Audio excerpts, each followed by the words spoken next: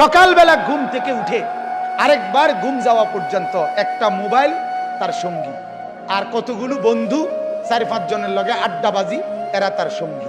Error লগে একবার খারাইয়া মুতে, একবার বৈশা মুতে, একবার মোবাইল চায়, একবার নর্তকী দেখে, একবার নাচ দেখে, একবার কানের মধ্যে ইয়ারফোন লাগাইয়া গান শুনে, একবার মাইয়া দেখলে এটার ফিসে ফিসে হাঁটে, আরেকবার বেডি দেখলে এটার ফিসে ফিসে হাঁটে, একবার অসভ্য কথাবার্তা একজন আরেকজনের মধ্যে আলাপ সালাপ করে, আবার কতক্ষণ গেমস খেলে, আবার কতক্ষণ কি আপনার এই মোটরসাইকেল ফাইলে মোটরসাইকেল চালায়, হ্যাঁ, শিক্ষার হই হুল্লুর।